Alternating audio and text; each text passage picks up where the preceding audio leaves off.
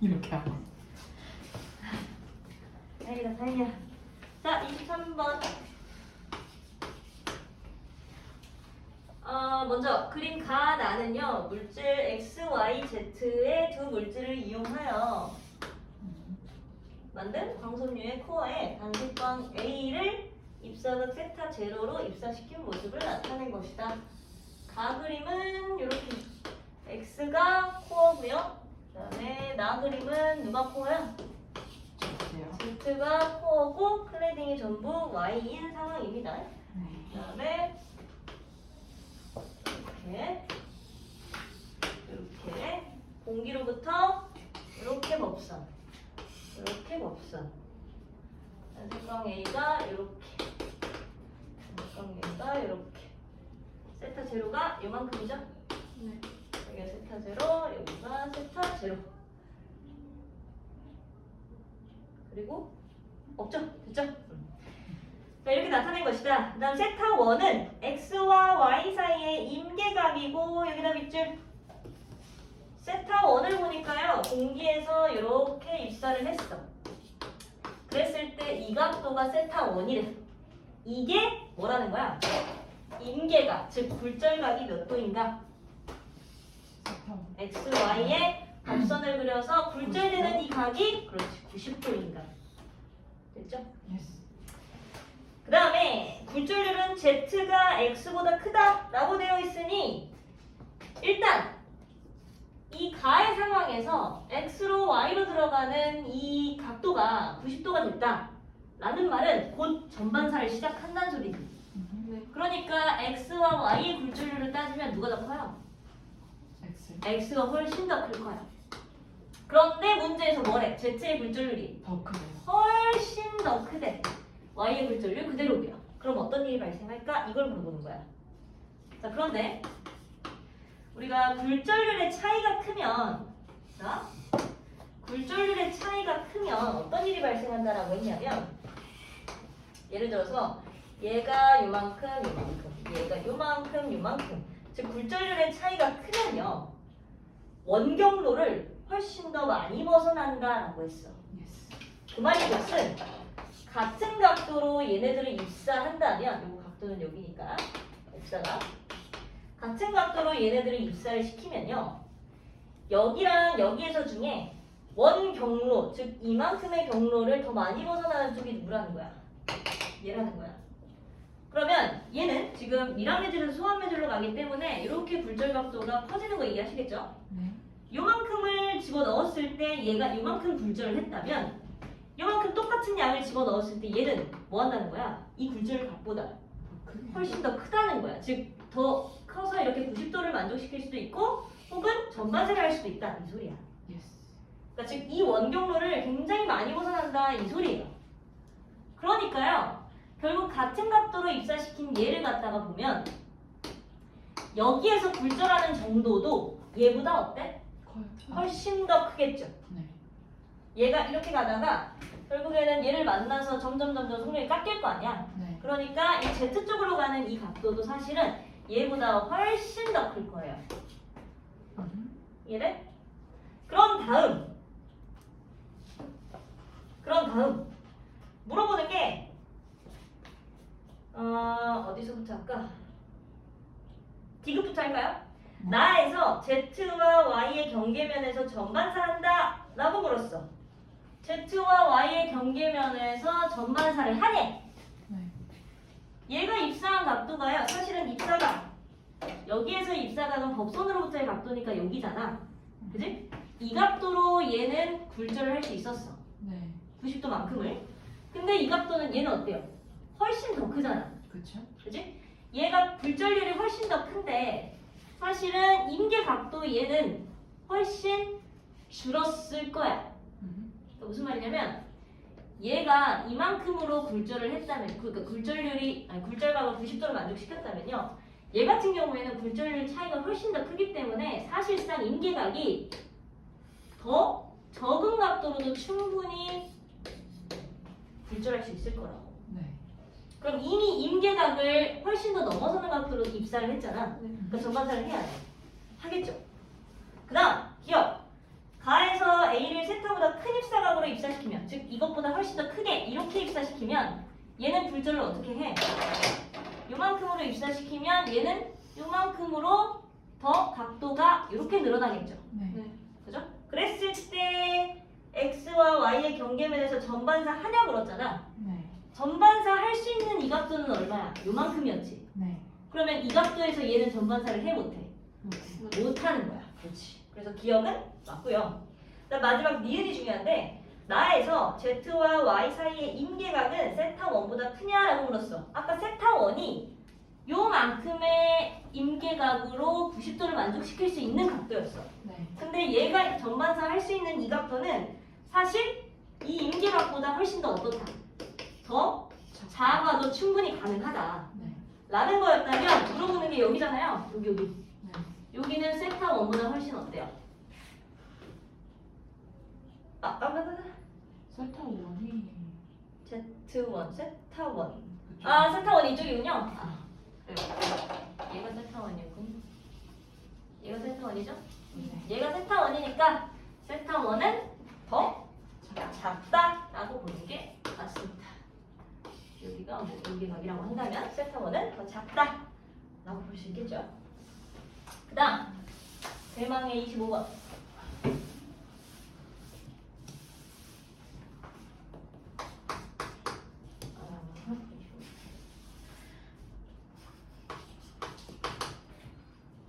자, 공기 A, B, C, 공기 A,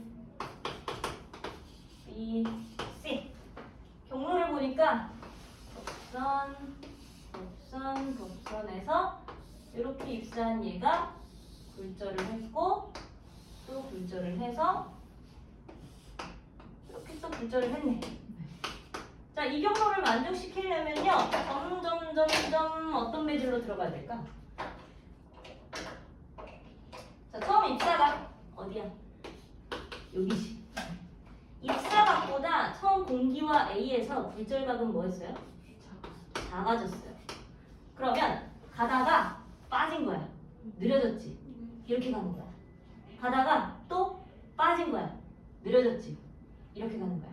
또 빠졌어. 느려졌어. 이렇게 가는 거야. 즉 굴절률이 점점 뭐해? 그렇지. 커지는 거야. 굴절률이 커졌어요. 그 다음에 나 그림에서 보면요. 나 그림은요. 여기도 써야겠네. 나 그림은요. 코어를 B로 놔둔 거랑 그 다음에 C로 놔둔 거 이렇게 두 가지를 줬죠. 이렇게랑 공기 이렇게. 얘가 A, B, 이렇게 얘가 C, A 이렇게 주고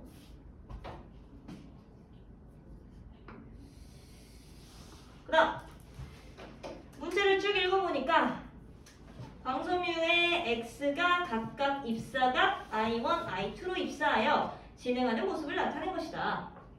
그 다음 세타 1, 세타 2는 코어와 클래딩 사이의 임계각이다. 여기다 밑줄. 자, 입사시킨 각도도요 아직 정확하게 얘네들이 같다고도 안 했어. 그 다음에 세타 1이랑 세타 2가 이제 B와 A 사이의 임계각, 그 다음에 C와 A 사이의 임계각이래. 근데 우리가 얘네들의 굴절률을 다 찾았죠.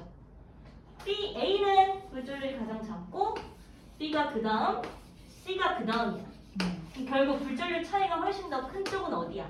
AC. 그렇지, A, C겠죠.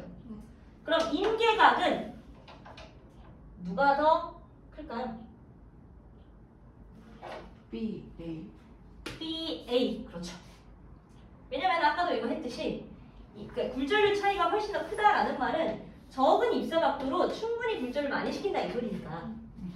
그래서 적은 입사 각도로 굴절을 충분히 많이 시킬 수 있는 요만큼의 각도가 여기 세타 2죠?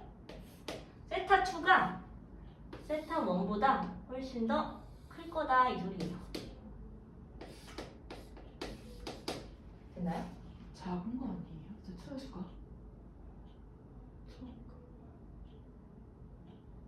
아, 네. 나 말을 잘못한 거 맞지? 그지? 그림은 맞지?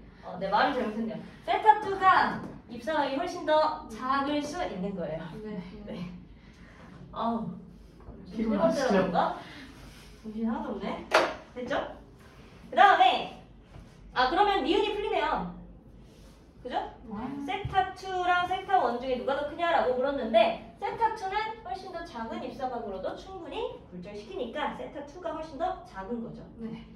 그 다음에 이제 I1과 I2를 물어보는데 결국 이렇게 입사했다는 건 이렇게 쭉 그려보았을 때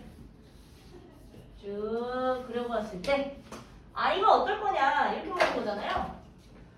얘는 굴절률 N만큼으로 들어가고 얘는 훨씬 더 큰 입사각으로 들어가잖아. 그러면 요 굴절각이 요 굴절각보다 어때야 돼? 더 작아야 돼요. 그죠? 요 굴절각도 훨씬 더 작아야 한다고. 근데 지금 들어간 느낌이 세타1 얘가 세타1을 만족시키려면 이렇게 들어가야 되니까 공기가 요 즈음으로 이렇게 들어갔다고 치자. 이게 I1이라고 칩시다. 그러면 굴절각이 작아지면서 들어가는 거 같죠? 일단 얘도 마찬가지로 굴절각이 작아지면서 들어가야 할 텐데 I2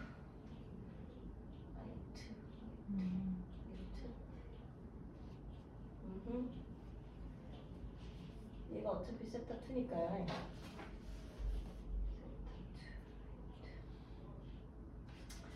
세타2 조금 더 작아야 되는 거예요? 뭐가?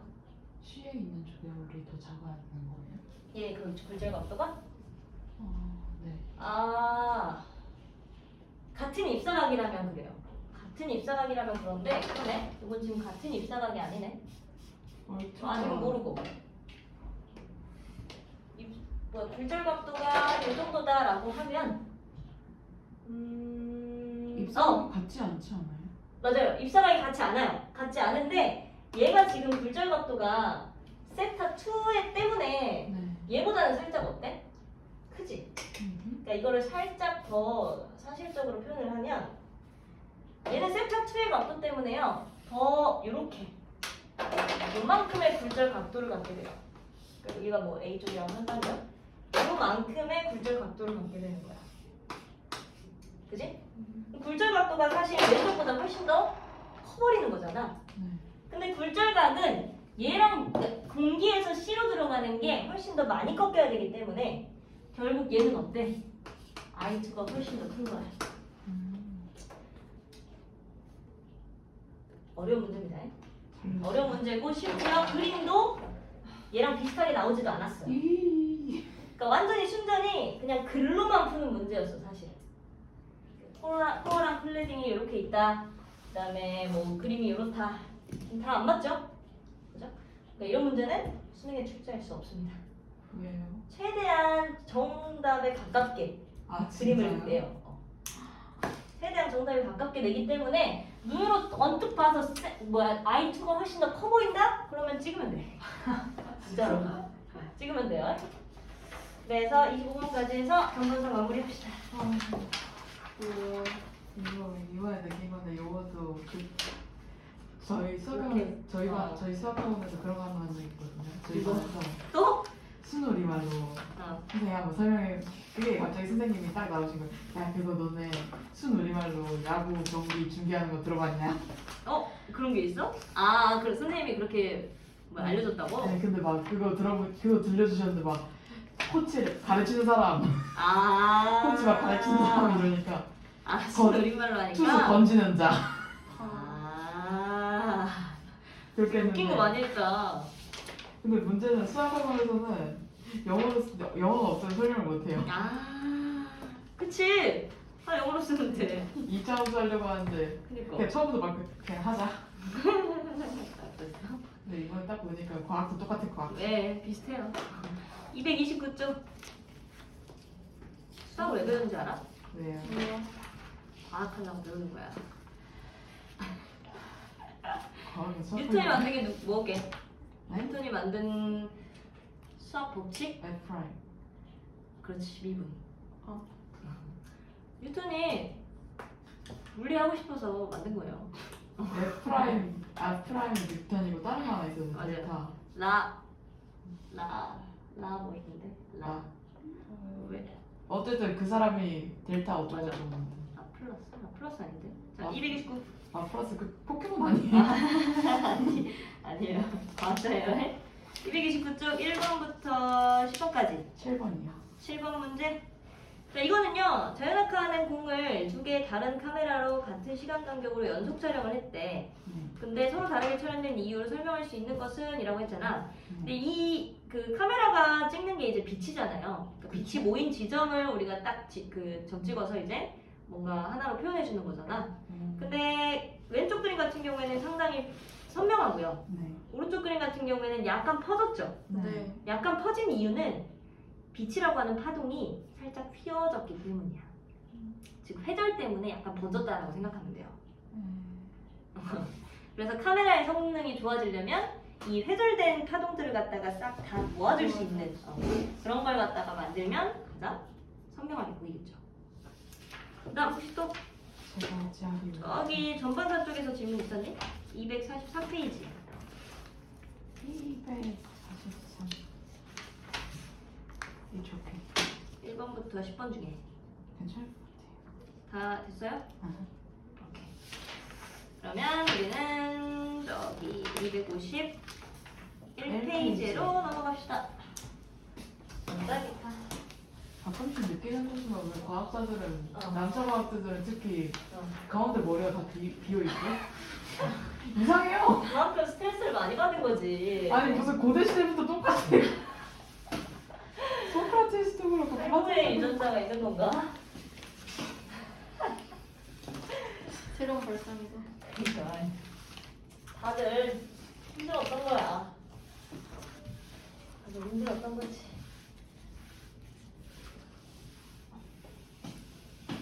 자, 볼게요. 일단 전자기파는요.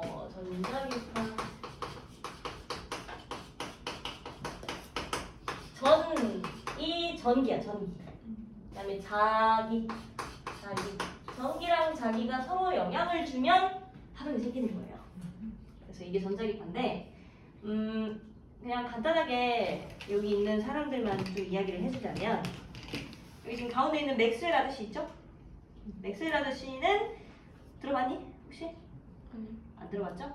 맥스웰 아저씨는 이 전자기파라고 하는 걸 다루는, 그러니까 즉 전기와 자기에 대한 학문, 전자기학을 좀 정립할 수 있게 도와줬던 학자예요. 근데 이 사람은 수학을 굉장히 잘해가지고 그러니까 대부분의 사람들, 그러니까 그때 당시에 이제 과학자들이 설명하려고 이제 수식을 만들었던 그런 것들을 싹 다 갖다 모아가지고 단 4줄로 정리하는 학자야. 좋겠다. 그래서 맥스웰 방정식이 이제 맥스웰이 이제 전자기학의 아버지라고 불리기도 해요. 그래서 나중에 여러분들 대학 가서 물리를 하게 되시면 맥스웰 아저씨 때문에 골머리를 많이 앓게 될 겁니다. 이름이 엄청 특이하다. 그다음에 뭐예요? 헤르츠 아저씨 있죠? 네. 네. 헤르츠는 좀 들어봤지? 네. 어디서 들어봤어? 그 라디오. 라디오 할 때. 뭐 메가헤르츠, 101.1 메가헤르츠 있잖아요. 전자 그 전기 그거 할 때 아, 맞아요. 단위. 오늘 배우는 전자기파의 단위예요. 그러니까 즉 진동수 단위를 나타내는 게 헤르츠야. 진동수 우리가 했던 진동수 단위가 이제 헤르츠 아저씨인데, 맥스웰 아저씨는 약간 이론으로 좀 이 전자기파를 정립한 사람이고요. 그다음에 헤르츠 아저씨는 약간 이걸 실험으로 좀 증명하는 학자예요. 그래서 헤르츠가 했던 실험이 이제 뭐냐면, 뒷장 넘겨봐. 우리가 지금 사용하는 전화 있잖아요. 무선통신. 그러니까 전화는 이제 발신한 사람이 있고 수신한 사람이 있으니까 이 가운데에서 이 파동이 전달되면서 받을 수 있는 거지. 그러니까 무선으로 뭔가 통신을 일어날 수 있게끔, 즉 전파라는 걸 발견한 사람이 이제 요 헤르츠예요. 그러니까 전자기파라고 하는 게 사실은 뭔가 이어지는 파동이다 보니까 발신한 쪽에서 수신한 쪽으로 이걸 전달을 하게 되면 그게 그대로 수신을 해서 우리가 그걸 소리를 들을 수 있는 것처럼 요 실험 자체를 했던 사람이 이제 헤르츠라는 사람이라는 거지. 그래서 그냥 앞에서부터는 쭉 그냥 교양 싹차고 읽어보시고요. 전자기파는 요게 이제 핵심 내용이에요. 우리가 2단원 하면서 전류가 있으면 뭐가 생겼어? 그 주변에 자기장이 생겼지. 그걸 이렇게 앙페르 법칙을 이용해서 했잖아. 그러니까 전기는 자기를 유도할 수 있어요. 그 다음에 마찬가지로 자기장의 변화가 일어나면 뭐가 생기지? 전류가 생겼죠. 그게 어떤 법칙이었어? 전자기 유도. 그렇지, 유도 법칙이었잖아. 자기장의 변화가 생기면 전기가 생길 수 있는 거야. 이런 식으로 서로에게 영향을 주면서 계속해서 진행하는 파동, 이게 전자기파야. 그래가지고요, 이 전자기파를 갖다가 이 파동의 방향을 설명해라 라고 하는 문제가 간혹가다 있을 수도 있어서 와 사이언스. 네. 전자기파의 즉 전기장의 움직임이 만약 이렇다라고 하면요, 전기장의 크기가 계속해서 이렇게 변화한다. 그리고 이런 파동으로 진행한다 라고 하면 전기장이 있기 때문에 그 주변에 뭐가 생겨? 자기장이 존재하게 될 거야. 그럼 자기장의 변화가 생기게 될 거고, 자기장이 변하면 또 뭐가 생겨? 전류가 생기죠? 즉 전기에 의해 자기가 유도되고, 자기에 의해 전기가 유도되고, 전기에 의해 자기, 자기에 의해 전기, 이런 식으로 계속해서 이어져 가는 파동, 이게 전자기파. 근데 우리가 이 횡파라고 하는 파동을 한번 배웠었잖아. 네. 근데 횡파는 매질의 움직임은 어때? 위아래죠. 그 다음에 이 파동의 진행 방향을 나타낼 때는 어땠어? 이 매질의 진행 방향과 수직으로 표현을 했잖아. 그럼 전자기파가 이런 식으로 계속해서 빠져나간다라고 하면 얘의 진행 방향은 어디라고 볼 수 있어? 수지. 이 방향이라고 볼 수 있어. 그러니까 결과적으로 전기장이랑 자기장은요 서로에게 수직이에요. 그 다음에 전기장과 진행 방향도 수직이고요, 자기장과 진행 방향도 수직이에요. 그리고 이 진행 방향을 찾으려면 뭘 하면 되냐? 전기장을 자기장 쪽으로 감싸주면 돼. 전기장, 자기장. 그 다음 여기서도 전기장, 자기장. 전기장, 자기장, 전기장, 자기장. 다 이쪽 방향이죠? 그래서 진행 방향을 찾을 때 무조건 전기장, 자기장 이런 식으로 잡아주면 돼요. 여기만 알면 돼요. 이론은 이것만 알면 되고, 이 전자기파 내용에서 가장 핵심적인 내용은 여기 253페이지에 있는 거. 전자기파의 분류야, 분류. 아 지스. 자, 우리가요 전자기파가 아까 맥스웰 아저씨 있잖아. 맥스웰 아저씨가 단 4줄로 이 전기장과 자기장을 다 설명했다고 했지? 근데 이 맥스웰 아저씨가 발견했던 것 중에 가장 중요한 사실이 뭐였냐면 전자기파가 바로 빛이었다는 거야. 그러니까 전자기파의 속력을 갖다가 이 사람이 계속 계산을 해본 거야. 네. 계산을 해봤는데 딱 빛의 속도랑 똑같았던 거야. 그러니까 이건 뭘로밖에 설명이 안 돼. 빛. 전자기파가 빛이구나 라는 걸로밖에 설명이 안 돼. 그래서 빛의 특성을 좀 볼 건데, 이 빛이라고 하는 건요, 빛의 속력은 C로 표현을 하죠. 네. 그리고 우리가 일반적인 파동의 속력을 표현할 때는 뭐랑 뭐의 곱으로 표현했어? 그 파장이랑 파장이랑. 뭐였죠? 자, 주기분의 파장이 비율이나? 요거고요. 네, 이게 파장이고요. 그 다음에 얘가 한 번 진동할 때까지 걸린 시간을 주기로 놨죠. 네. 그러면 얘의 속력을 계산할 때에는 얘가 한 번 이동한 거리, 즉 파장을 한 번 이동할 때까지 걸린 시간으로 오 맞췄어. 나눴어. 근데 주기분의 1이 뭐였어? 그렇지, 진동수였잖아. 그러니까 파동의 속력은 뭘로 표현이 돼?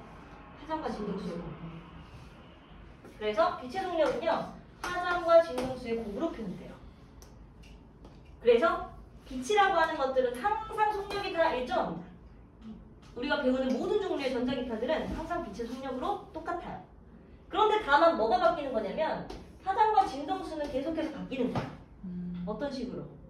반비를. 파장이 예를 들어 이렇게 길다면, 비교적 길다면 진동수는요? 짧아져. 짧아져요. 그러니까 파장이 반대로 짧다면 진동수는 반대로 길어져요. 그렇지 커지죠. 그러니까 이 두 개의 곱이 완전히 똑같은 지점이 생길 수 있다는 거야. 그래서 빛을 굳이 나눠보자면 이렇게 파장이 긴 데서부터 짧은 지점까지의 이 빛들이 어떤 특징을 가지고 있는지랑 어떻게 쓰이는지를 보면 돼. 대충 그려서 잘 뭐 애매할 수도 있어요. 저그 교과서에 나왔던 대장수의 용품 아닙니까? 자, 여기가 이제 파장이 긴 쪽이고요. 네, 여기가 이제 파장이 짧은 쪽입니다. 파장이 길면 진동수는요? 작죠? 파장이 짧으면 진동수는 큽니다. 요거 다 같은 속력이에요. 이 상태에서 파장이 제일 짧은 지점부터 쓰임새를 한번 알아봅시다. 가장 짧은 지점으로 우리가 주로 많이 쓰는 전자기파의 파동은요. 어떤 형태로 많이 쓰냐면 전파 또는 라디오파로 사용합니다. 우리가 흔히 알고 있는 그 전파예요, 전파. 그 전파 왜 이렇게 종류가 많은데? 라디오파, 뭐 TV에 사용되는 거. 그다음 또 뭐 있어? 가전제품, 컴퓨터, 뭐 라디오 방송, TV 방송, 단파 통신. 그러니까 우리가 일반적으로 알고 있는 무선 통신들에 활용하는 것들이 다 전파야. 근데 전파는 이제 파장이 훨씬 긴 쪽에 속한다고 했잖아. 그러면 진동수가 작아요. 네. 근데 우리가 파동에서의 이 진동수를 가지고 알 수 있던 사실이 한 가지가 더 있었다. 에너지. 에너지는 뭐에 비례하지? 보호할 때 했잖아. 진동수에 비례했죠. 즉 진동수가 크면 클수록 에너지는 커. 네. 그럼 진동수가 작으면 에너지도 작잖아. 네. 그러니까 일반적으로 진동수가 작은 편에 속하는 전파는요 에너지가 커잖아. 작단 말이야. 그러니까 우리가 통신으로 써도 거의 아무런 영향을 안 줘요. 아 그럼 막 전자파 차단 그런 거는 딱히 막 그런 거 피해 근데 파는 거는 아직 증명되진 않았어. 아하. 전파로 뭐 죽은 사람이 생기면 그때부터는 위험하다라고 생각을 할 수 있겠지. 근데 아직 증명되지 않은 거야. 지금까지는 아직 죽은 사람이 없어요. 아직은. 네. 그래서 아무런 영향이 없다라고 이야기를 하는 거예요. 근데 어느 정도 에너지는 있기 때문에 많이 안 쓰는 게 좋지. 어떤 영향을 줄지 모르는 거야. 뭐 그래요. 방산 처음에는 죽은 사람이 없었으니까. 그렇죠. 처음에 만약 죽은 사람이 있었으면 아 이거 사용하면 안 되겠다라고 했겠지. 그래요. 그다음 파장이 살짝 짧고요. 진동수는 살짝 커진 전파보다는 큰 형태로 많이 쓰는 것 중에 하나가 이게 바로 마이크로파예요. 요걸 사용하는 예시는 뭐가 있을까? 마이크로 통신 레이더 위성통. 네, 위성통신 정도. 그러니까 약간 진동수가 커졌지? 그러니까 에너지가 조금 더 필요한 거야. 그 다음에 가장 중요한 거 전자레인지. 전자레인지에서 나오는 파동이 마이크로파예요. 그렇네요. 네. 마이크로파의 특징은 물 분자의 그 뭐라 그래야 돼? 공명 진동수랑 좀 똑같아. 그러니까 물 분자가 진동하는 정도랑 똑같으니까 이 마이크로파를 쬐어주게 되면 물 분자가 훨씬 더 큰 진폭으로 진동을 하는 거야. 그러니까 점점 온도가 높아지겠죠. 아 그래서 전자레인지가 훨씬 더 빨리 익구나. 맞아요. 아. 훨씬 더 빠르고 그 다음에 물을 살짝 집어넣어주면 훨씬 더 촉촉해지는 이유가 그거야.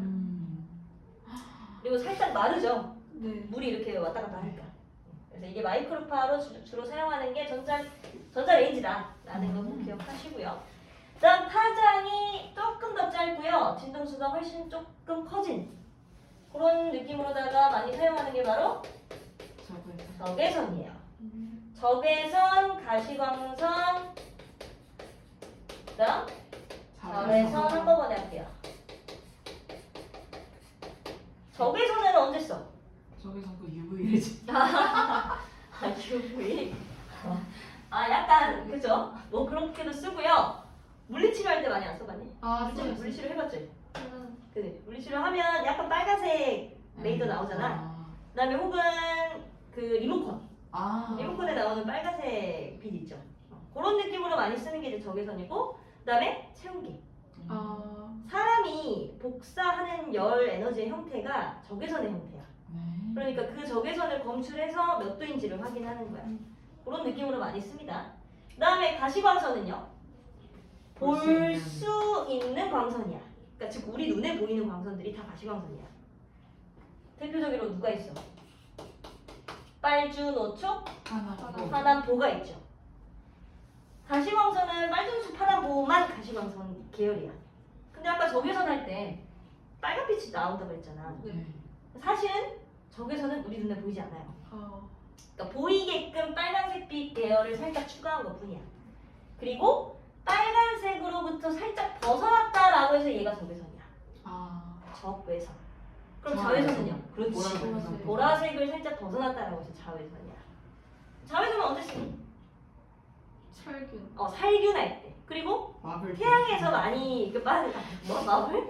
막을 때. 막을 때. 그쵸. 자외선 차단해라라고 하잖아. 그러니까 왜 차단해야 되는 거야?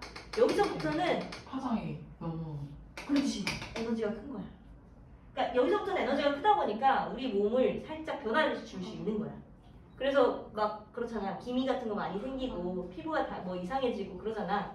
그러니까 자외선을 차단시켜야 이제는 할 수 있는 거야 우리가. 그래서 여기까지 자외선이고요. 그 다음에 자외선 계열 바깥으로는 앞으로 더 어때? 에너지가 훨씬 더 커질 거야. 그래서 대표적으로 쓰는 게 이제 바로 X선. X선은 어때? 뭐는 뚫어? 피부는 다 뚫어. 근데 뼈는 못 뚫는 거야. 그러니까 뼈의 사진만 고스란히 남는 거야. 그래서 엑스레이도 많이 쓰죠. 그래서 왜 뼈 한번 부러져 봤니? 네. 부러져 봤. 많이 부러졌어요. 뼈? 정형외과 가봤죠. 저희가 가면 그죠? 거기 그죠. 하는 표시. 맞아요. 방사선 표시가 들어있는 것 중에 그 이유가 이때부터는 이제 에너지가 훨씬 크니까 그래. 이제는 좀 조심해야 될 필요가 있는 거야. 그래서 X선도 많이 찍으면 안 좋아요. 1년에 한 몇 번 정도 찍어라 이렇게 막 하거든. 자 마지막 X선보다도 훨씬 더 에너지가 큰 감마선. 여기서부터는 완전히 방사능이야. 그래서 얘를 좀 이롭게 활용할 수 있는 방법으로는 어떻게 쓰냐면 암 치료할 때. 암만 맞아요. 표적 세포로 해서 이거를 약 지진다고 해야 되나? 여튼 암 치료할 때 많이 사용하는 게 이제 감마선이에요. 그러니까 물론 우리 몸에 안 좋겠죠. 감마선 있으면 알파 베타선도 있나요? 알파 베타선도 있어요. 우리 있어요? 알파선 했잖아. 알파 입자. 알파 입자의 힘이 알파선이야.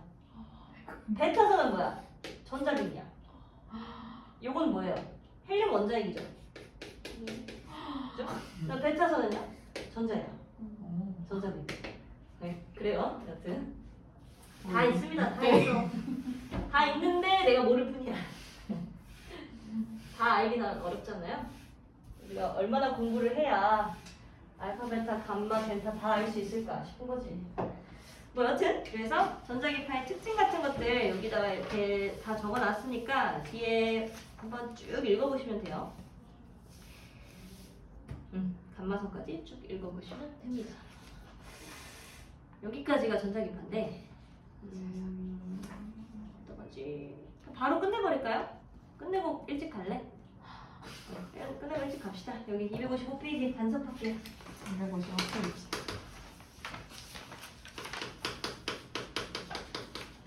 자, 파동의 성질. 우리 지난 시간에 성질 총 몇 가지 배웠어? 여러 가지. 몇 가지? 네 가지. 뭐가 있었을까요? 파동의 반사. 반사, 파동의 굴절. 굴절, 파동의 회절. 회절. 그 다음 마지막으로 또 한 가지가 추가되는데 이게 바로 간섭이에요. 파동의 반사와 굴절 같은 경우에는 어떤 다른 매질이 있을 때 하나의 입사파가 반사하는 거, 굴절하는 거 또는 뭐 이렇게 굴절하는 거 이렇게 배웠잖아. 그다음 회절 같은 경우에는 회절이 더 잘 발생할 조건이 뭐가 있었어? 우리 화장실에서 칸막이 두고 오줌 싸는 사람을 볼 수 있어요 없어요? 없어요. 볼 수 없어. 근데 욕하는 건 들을 수 있어 없어? 있어요. 있잖아. 그러니까 소리의 파장이 어땠어? 빛보다 컸어 작았어? 소리의 컸다. 소리의 파장이 작았다. 컸어? 작았어? 컸어? 작았어? 가위바위보에서 맞는 걸로 하자. 컸어? 작았어? 소리의 파장이 빛보다 세상에서 가장 빠른 물질이 뭐니? 많이? 빛이요? 그래요. 빛이죠. 네. 그러니까 작긴 작아도요. 소리보다는 클 것이다. 크겠죠. 큰 거예요. 그래서 회전에서 잘 일어날 조건은 파장이 길수록. 글씨. 그 다음에 틈이 좁을수록. 그러니까 장애물의 틈이 훨씬 더 좁으면 좁을수록 회전이 잘 일어났다라고 해서 이렇게 두 가지 조건 꼭 기억해 놓으세요. 그다음 마지막으로 이제 간섭에 대해서 배울 건데 일단 여기서부터 여기까지 이 반사 굴절 회전은요 한 파동일 때만 이야기할 수 있는 것들이야. 한 파동이 입사할 때 반사하고 굴절하고 회전한다라고 이야기를 하는데 이제 간섭부터는 두 가지 이상의 파동이 좀 필요해요. 그래서 중첩이라고 하는 개념을 먼저 이야기하면은 중첩이라 함은 뜻이 뭐야? 겹친다. 그렇지 겹쳐진다라는 거잖아. 그러니까 요만큼에 해당하는 진폭, 요만큼에 해당하는 진폭이 서로 가까이 다가올 때 네. 얘네가 중첩되는 현상을 가지고 설명해라라고 하면 이 진폭의 변이가 커질까요, 작아질까요? 무슨 진폭이요? 이 진폭들의 변이가 서로에게 가까이 다가온다라고 하면 겹쳐졌을 때 진폭은 중간 정도쯤 되죠. 중간 정도쯤 될까요? 그럴 것 같습니다. 중간 정도쯤 된다. 혹은 또 커진다. 작아진다. 그럼 이거는요. 요거는요. 이렇게 가는 애랑 이렇게 가는 애가 만나면요. 커지죠. 커져? 이렇게 가는 애랑 이렇게 가는 애가 만나면요. 중간에서 만났다가 그냥 다시 원래대로 갈 것 같은데 그냥. 중간에서 만났다가 다시 원래대로 간다. 그게 중첩의 원리예요. 그게 중첩의 원리인데 근데 이걸 왜 이해를 못하지? 얘랑 얘가 합쳐지면 네. 같은 지점에서 시작한 얘랑 얘가 합쳐지면 더 커지게. 그렇죠. 저 높이만큼 추가가 되는 거니까. 그렇죠. 더 훨씬 더 커졌다가 뭐해? 다시 작아. 반대로 다시. 이렇게 가요. 그러니까 얘네들은 서로 뭘 가지고 있다라고 하냐면 독립성을 가지고 있다라고 이야기를 하는데요. 그러니까 즉 겹쳐질 때는 이렇게 커졌다가 혹은 얘는 어찌겠어? 얘는 작아지는 거야. 얘가 조금. 그렇지. 더 크니까. 얘가 훨씬 더 크니까 얘가 얘를 조금 잡아먹어서 요만큼이 남은 거야. 그러니까 이렇게 중첩됐다가 나중 상황에 가서는요. 얘는 어쨌든 이쪽으로 가고 있던 애잖아. 이렇게 계속 가는 거고요. 얘는 이렇게 가야 하는 애인 거야. 이게 이제 파동의 독립성이야. 저거 둘을 합하면은 중첩된. 그렇지. 이게 중첩인 거죠. 그러니까 간섭에 일단 첫 번째는 중첩을 시켜야 된다는 이거야. 네. 중첩이 되면 서로 이렇게 뭐 플러스 마이너스라고 할까요? 같은 방향의 변이를 가지면 커지고요. 다른 방향의 변이를 가지면 이게 감소가 되죠. 네. 이게 이제 중첩에 대한 내용이고요. 봅시다. 중첩을 알았으면 이제는 간섭에 대해서 이야기를 하면 되는데 중첩이 변이가 커지는 중첩이 있고 변이가 작아지는 중첩이 있잖아. 네. 이게 커지는 중첩, 이게 작아지는 중첩이죠. 그래서 파동의 간섭은 총 두 가지로 나눌 수 있어요. 진폭이 합쳐졌다라고 하여 보강 간섭. 그다음 진폭이 줄어들었다라고 하여 상쇄 간섭. 이렇게 두 가지만 알면 돼. 간섭의 내용은 보강 간섭과 상쇄 간섭이 있다. 그러면 우리가 이 간섭에서 도대체 뭘 배우는 거냐면 간섭이 되는 조건을 배우는 거예요. 즉 어떤 파동과 어떤 파동이 있을 때 간섭이 되었을 때 보강이 되는 조건, 간섭이 되었을 때 상쇄되는 조건, 이 두 가지 조건을 배우는 거야. 네. 근데 일반적으로 우리가 보강이랑 상쇄 같은 느낌은 그죠? 예를 들어 어떤 이런 파동이 있어. 이런 파동이 있는데 얘랑 똑같은 진동수와 같은 진폭으로 움직이는 이런 파동을 갖다가 합친다고 치자. 네. 그러면 얘는 합쳐졌을 때 어떤 파동으로 나타날까요? 진폭이 더 커질까요? 작아질까요? 같은 지점에서 이렇게 같은 모양을 하고 있는 이 두 파동을 겹쳐. 같지 않을까요? 겹치면 같을까요? 아니요. 아닌가요? 너네 바다 안 가봤지? 네? 바다 안 가봤지? 가봤죠. 가보기는 했죠. 바다 어때요? 계속 어때? 파도가 계속 이렇게 치잖아. 네. 만약에 한 파도랑 그냥 네. 뒤에서 이렇게 같이 오는 파도랑 네. 같이 겹쳐지면 어떻게 될 것 같아? 커지죠. 그렇지. 아하. 커지는 거야. 어. 얘 진폭이랑 얘 진폭이 합쳐지니까 훨씬 더 큰 파동으로 오잖아요. 어. 그러니까 결국 같은 모양으로 다가오면 진폭이 어때져? 커지는 거예요. 훨씬 커지는 거야. 이때의 간섭을 뭐라고 하는 거야? 보강. 보강이라고 하는 거야. 근데 만약에 하나는 이런 느낌으로다가 다가오고 반대로 얘는 이런 느낌으로다가 다가오면 얘는 어떻게 될 것 같아? 작아지겠죠. 그렇죠. 이렇게 가고 있는 파동이랑 이렇게 가고 있는 파동이 이렇게 만나는 거야. 그러면 서로 뭐 할까요? 작아지죠. 서로를 상쇄시키죠. 서로를 상쇄시키다 보니까 결국 파동의 느낌이 멈췄어. 없는 거야. 그러니까 이 변이가 완전히 똑같다면 이게 상쇄 간섭이야. 그러면 얘가 나타내는 거랑 얘가 나타내는 걸 한번 자세히 봐봐요. 얘는 모양이 어때요? 같아요. 똑같죠. 근데 사실 이 파동만 이렇게 있는 게 아니고 얘는 계속해서 무한하게 이런 파동으로 진행할 거 아니야. 그럼 이 파동과 이 파동의 차이점을 봐봐. 이 파동은 뒤로 이렇게 쭉 이어질 거고 얘는 이렇게 쭉 이어질 거야. 근데 모양은 사실 여기서부터 여기까지, 여기서부터 여기까지, 여기서부터 여기까지는 같아. 네. 그럼 보강간섭 같은 경우에는 얘랑 얘의 차이가 거의 있어 없어? 없어요. 없어. 이 모양을 갖다가 우리는 뭐라고 할 거냐면 위상이라고 할 거예요. 얘는 위상차가 없거나 혹은 한 파장 정도 차이 나는 거야. 그러니까 한 파장은 어쨌든 똑같은 모양이니까 이게 지금 이 파동이 요만큼의 파동이고 얘는 이만큼의 파동을 좀 더 앞서갔다라고 하면 얘는 위상 차이가 없거나 혹은 한 파장, 두 파장, 세 파장, 네 파장 즉 정수배의 파장으로 위상 차이가 나면 이때 보강하겠죠. 반대로 얘는 모양이 이거랑 이게 똑같다 그랬어. 근데 이것도 얘 파동 중에 일부잖아. 네. 근데 파장으로 따지면 얘는 몇 파장이에요? 0.5파전? 반파장. 그러면 항상 얘가 반파장씩 차이 나면 어떨까?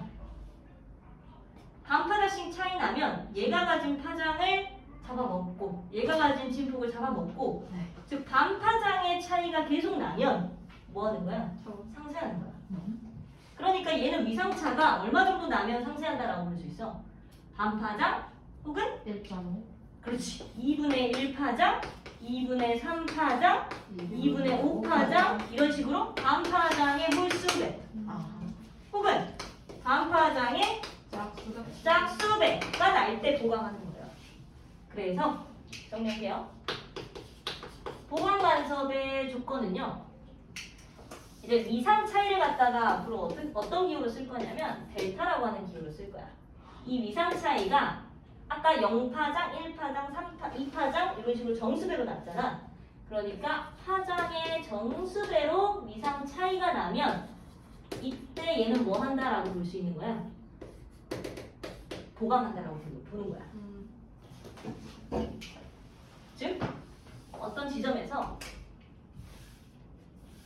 어떤 A와 B의 지점에서 P 지점까지 A는 2파장 정도를 갖다 B는 3파장 정도를 갖다 라고 하면 위상 차이는 얼마야? B가 한 파장 더 있죠. 네. 그럼 한 파장 더 있어. 이 위상 차이가 계산 때려봤더니 1파장이야. 그러면 파장의 정수배네? 얘는 무슨 간섭을 하는 거예요? 이 P 지점에서 진폭이 커지는 거예요. 네. 이게 보강 간섭이에요. 그다음에 상쇄 간섭 같은 경우에는 아까 조건이 어땠지? 이번에 위상차가 그렇지 2분의 1 혹은 2분의 3, 2분의 5 이런 식으로 반파장의 얼마? 홀수배였지. 이렇게 표현해요. 그리고 M 값은 몇부터 시작해? 수업 시간입니다. 몇부터 시작할까요? 0. 그렇지 0부터 시작하겠죠. 봐봐 과학하려고 수학하는 거니까 M이 0부터 1, 2 이런 식으로 쭉 이어지는 겁니다. 그러니까 마찬가지로 같은 A, B 지점에서 시작한 어떤 파동이 P 지점에 도착할 때 뭐 A는 예를 들어 2파장으로 진행했다면 B에서 P까지 위상 차이가 딱 반파장 났어. 요만큼이 차이가 나잖아요. 두 파장의 반. 그 다음에 두 파장으로 가니까 위상 차이가 딱 얼마? 2분의 1 파장이야. 그러면 이때 P에서 얘는 뭐 한다고 보면 돼? 상쇄한다. 그러면 진폭의 크기가 커지는 걸 이용하는 예시들은 뭐가 있어요? 파도? 뭐 파도도 비슷하고요.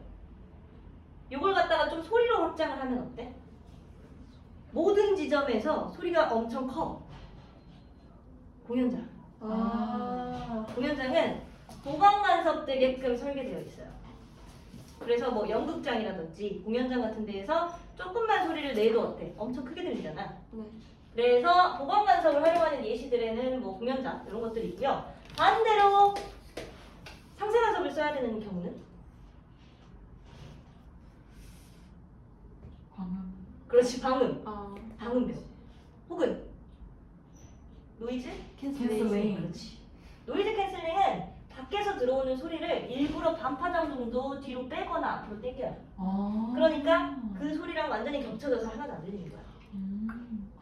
상당히 재밌죠? 은근 과학적인 그럼요. 그거구나. 다 과학적인 거예요. 이야. 기술은 과학적이어야 돼요. 그래서 직접 넘겨보면 257페이지부터 쭉 보면요. 삼각대항신. 이제 예시들이 많이 나와 있어. 근데 정상파 있죠? 왼쪽에 정사파. 이거 X 치세요. X 치고 그다음 맥놀이도 X 치고요. 그다음 영의 실험은 다음 주에 좀 할 거고 뒷장의 얇은 막 간섭은 좀 읽어보셔야 돼요. 이거 조금 이따 얘기해 줄 거고요. 모르포 나비도 이것도 그냥 잠깐 읽어보세요. 와, 이게 이제 보강 간섭과 상쇄 간섭을 이용하는 예시들입니다. 오빠 엄청 잘 찍었다. 여기 과학자 왜 이렇게 사진 잘 찍어요? 그러게. 이상하다. 신기하네. 좋겠다. 이게 다야. 이게 다니까 요거 하나만 하고 잠깐 읽어보고 있어요. 그림 그려야 돼서.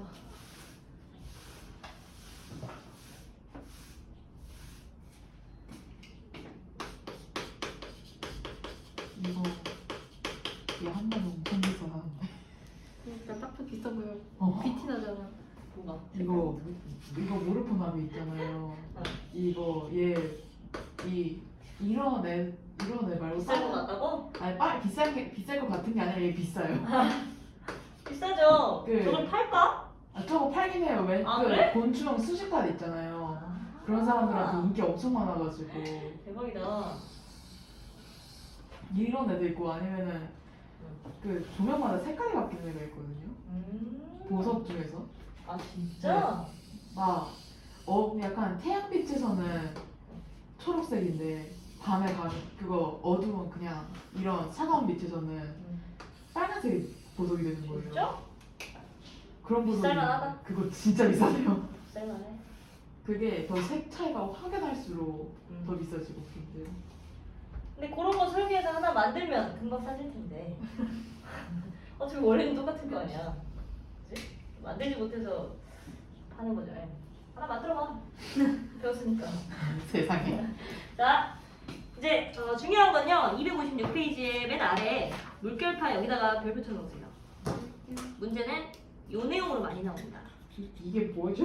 그러니까 즉 S1이랑 S2에 소스 파동을 보내는 거야. 같은 파장과 같은 진동수를 가지는 파동을 보내는 거야. 그러면 얘가 지금 S1에서 발생한 파동이고 얘가 S2에서 발생한 파동이다 라고 했을 때 이 파동의 머리 끝부분이 뭐였죠?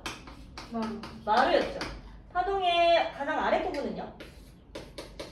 골이었죠. 네. 그러면 마루와 마루가 만날 때 뭐해? 커져요. 그렇지. 진폭이 커지죠. 네. 마루와 마루가 만나면 뭐해요? 보강해요. 네. 마루와 마루가 만나면 보강. 그 다음 골과 골이 만나면 뭐해요? 보강. 그렇지. 마찬가지로 깊이 있게 보강하는 거야. 골과 골이 만나고 마루랑 마루가 만나면 보강을 하는데 대신에 마루랑 골이 만나면 뭐해? 그렇지. 얘랑 지금 반파장 차이가 나는 거니까 상쇄가 되죠. 네. 그래서 마루 지점을 앞으로 다 실선 모양으로 그릴 거고요. 네. 골 지점을 다 어? 이거 왜 안 되냐? 골 지점으로 그릴 거예요. 점선 지점이 다 골입니다. 그래서 S1에서 출발한 마루 이렇게 S2에서 이렇게 마루 이게 S1에서 출발한 마루들이에요. 사이사이에 뭐가 있겠어? 골들이 있겠죠. 이렇게 골, 이렇게 골, 이렇게가 골. 그 다음 S2에서 출발한 파장이 같다 그랬으니까 마루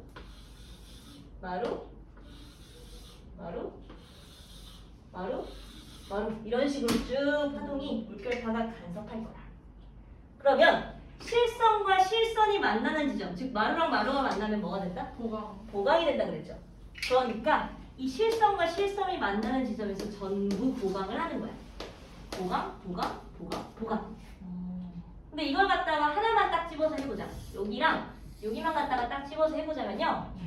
얘는 여기까지 S1에서 출발한 파동은 한 파장, 총 3파장을 갖죠. 네. S2도 마찬가지로 한 파장, 총 3파장을 갖죠. 네. 그러면 이 P라고 하는 지점에서 위상차는 얼마냐라고 물으면 얼마야?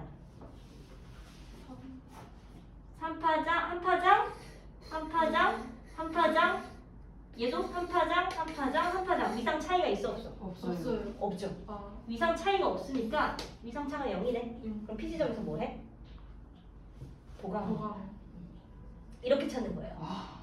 그다음 또 마찬가지로 요 점선 지점 있죠? 네. 점선 지점과 점선 지점이 만나도 뭐 해요? 보강하는 거예요. 그런데 점선 지점과 실선 지점이 만나면요. 요거 가지고 한번 해볼까요? 이 지점이 Q다라고 하면 얘는 여기까지 이렇게 하얀색이니까 이렇게 한 파장, 반파장, 총 2.5파장을 가요. 네. 얘는요. 한 파장, 3파장을 가죠. 네. 그럼 Q 지점에서의 위상차는 딱 얼마야? 0.5. 2분의 1 파장이야. 그러니까 이 지점에서 뭐 하는 거야? 상쇄하는 거야. 이렇게 찾는 거예요. 그래서 P, Q, R의 지점들을 다 주고요. 위상 차이를 판단해서 이 조건에 맞는 상쇄 혹은 보강을 찾아주면 돼. 어렵니? 쉽죠? 그래서 문제 나눠줄게요. 문제 하나 풀어주세요.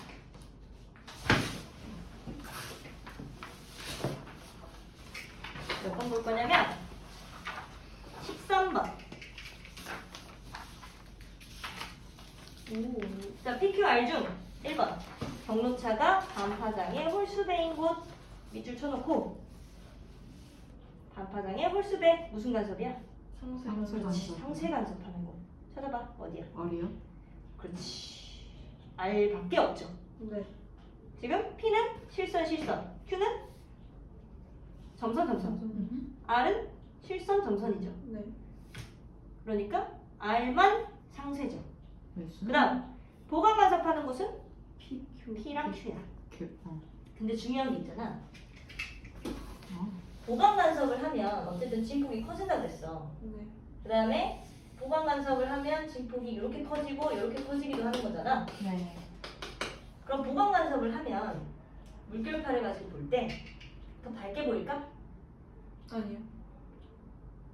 밝게 보이냐고요? 밝게 보일까? 밝게 볼까? 이게 만약에 물결파가 아니라 빛이었다면 어때요? 보강하는 지점에서 밝게 보여? 어둡게 보여? 네, 봐봐. 빛이 이렇게 출발하는데 빛이 여기서 출발한 것도 빛, 여기서 출발한 것도 빛이야. 그럼 빛이 보강 간섭하는 지점에서는 진폭이 어때? 커지잖아. 그렇죠. 그럼 커지는 곳에서는 어때? 밝게 보여? 어둡게 보여? 밝게 보일 것 같지? 네. 그치? 네. 근데 이게 물결파일 때는요? 어저께. 마찬가지로 밝게 보여요. 잘 이게 해주시나요? 제대로 넘어갔네. 마찬가지로 밝게 보이는데요. 네. 중요한 건 마루 지점에서는 마루랑 마루가 만나는 지점에서는 밝게 보이는 게 이해가 될 거야. 네. 근데 보강은 마루랑 마루만 뜻하는 게 아니야. 골과 골이 만나는 것도 사실은 뭐야? 보강이란 말이야. 그러니까 밝은 부분은 보강이 맞아요. 어두운 부분은요? 보강. 보강이야. 이게 왜 어두운 거냐면, 자, 이게 수면이야. 수면 지점에서 이게 이렇게 파도가 이렇게 쳤다고 치자. 그러면 빛의 경로를 따지면 빛은 직진하다가 굴절이야. 그렇지 얘 때문에 굴절을 해. 근데 이런 식으로 보강하는 애들은 요 지점에서 훨씬 그러니까 굴절하여 요 지점에서 빛이 많이 모이는 거야. 그러니까 훨씬 어때요? 밝기가 커지죠. 그러나 얘는요 여기로 들어왔다가 터져버려요. 터져버리니까 어두워지는 거고 어두운 지점인데도 얘는 보강인 거야. 네. 그러니까 어둡다고 해서 상세야 아니야. 상세가 아니라는 거야. 그러니까 우리가 일반적으로 아까 이해했던 그 소리랑 살짝 다르잖아요. 소리는 보강을 하면 진폭이 커지니까 잘 들리고 네. 상세를 하면 잘 안 들렸던 거잖아. 네. 근데 빛을 요 물결판을 가지고 보면 밝은 지점도 보강이고 어두운 지점도 보강이라는 걸 반드시 기억해야 돼. 그럼 상세 지점에서는 뭐 할까요? 그냥 평범하죠? 그렇지. 중간 밝기인 거야. 상세 지점에서는 결국 진폭의 크기가 그렇게 크지 않다 보니까 완전히 0이 되는 지점이 생기다 보니까 이 지점에서는요 중간 밝기의 상세 중간 밝기다라고 이야기를 해요. 그래서 밑줄 쭉 쳐놔. 256페이지 있죠? 여기다가 쭉 별표 쳐놓으세요. 밝고 어두운 무늬의 해석. 밝은 부분도 보강, 어두운 부분도 보강, 중간 밝기는 상세.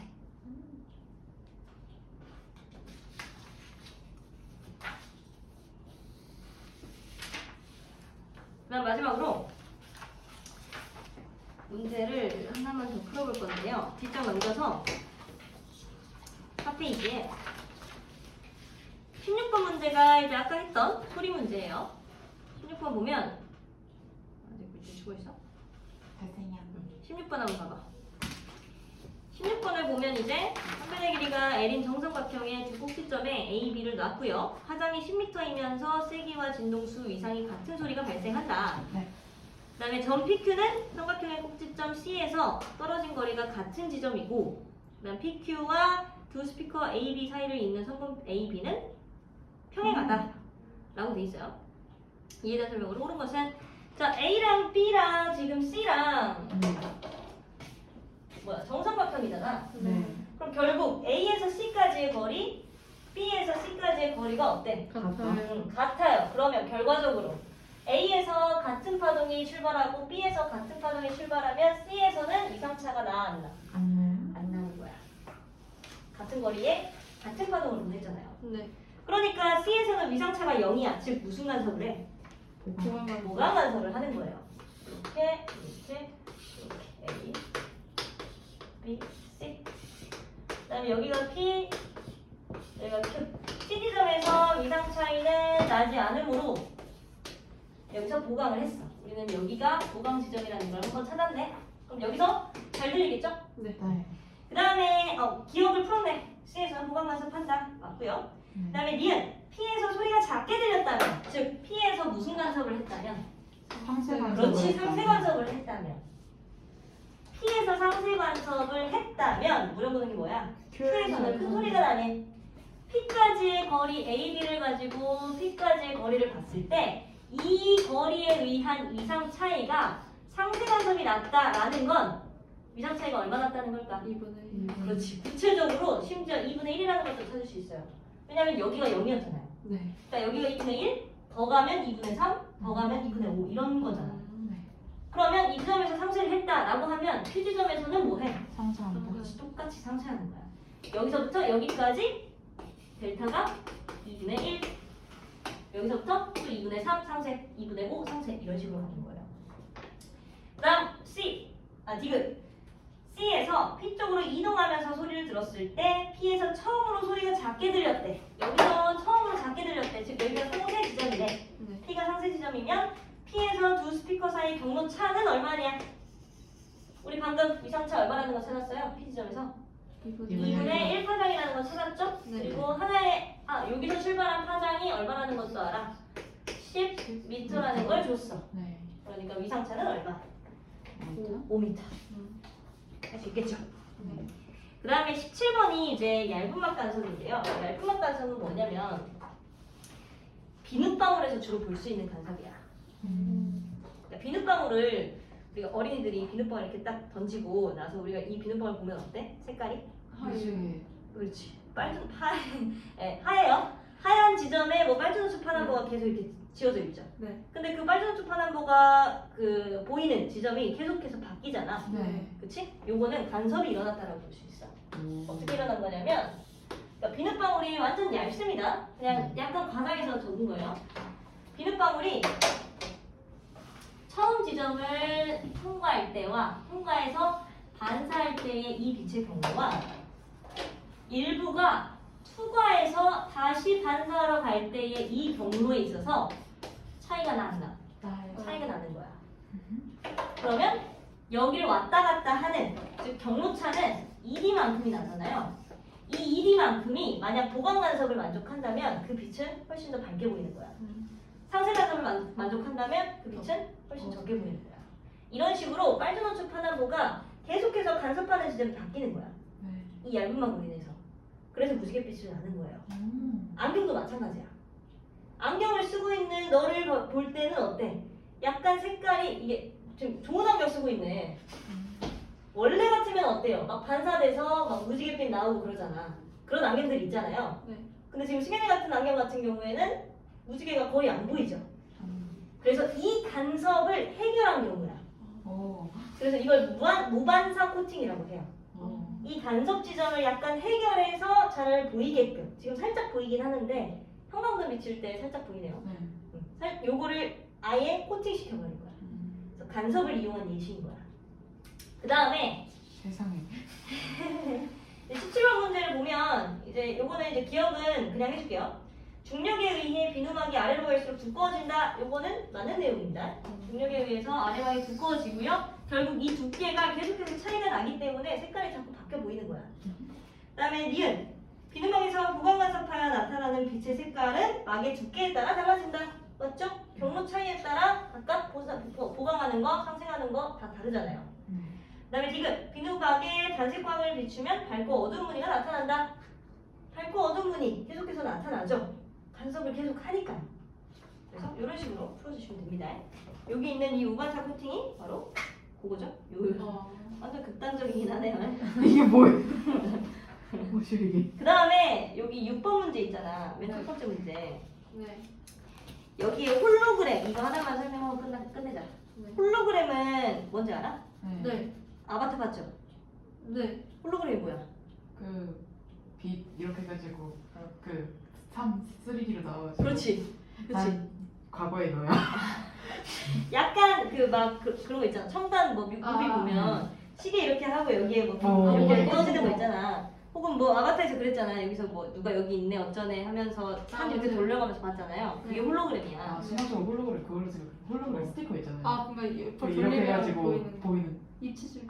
비슷해요. 아, 그거예요. 그거예요? 그거예요. 비슷해요. 그것도 홀로그램이에요. 아. 그러니까 이런 식으로 이렇게 비춰가면서 계속해서 간섭하는 지점이 다른 거야. 간섭하는 빛들이 다른 거야. 그러니까 계속 색깔이 다 바뀌어 보이죠. 뭐 지폐도 그렇잖아. 지폐에도 홀로그램 있잖아요. 그러니까 그런 거 가지고 이제 간섭을 활용한 거야. 그래서 홀로그램도 마찬가지로 화성의 간섭이 활용되는 예야. 그다음 소음 제거 헤드폰 아까 했죠? 네. 무반사 코팅도 맞고요. 광통신은 뭐 때문이지? 어떤 원리를 이용하는 거지? 전반서. 전반사. 그래서 여기까지 아마 다 해올 수 있을 겁니다. 다음 주는 토요일에 올 수 있죠? 네. 다음 주 우리 마지막 시간이니까 유종의 미를 고릅시다. 마지막 시간이에요? 그럼요. 왜요? 끝나요. 이제 좀 재밌어지는데, 그지? 저번 체육대회 때 응. 그리고 뽑기 했었는데 뽑기? 그 상품 뽑는 거 있었거든요. 사진 포토존에서 찍으면 뽑는 거 있었는데 응. 2등 상품 나왔거든요. 진짜? 그럼 뭐 줬어? 비눗방울 머신 거. 그게 2등이야?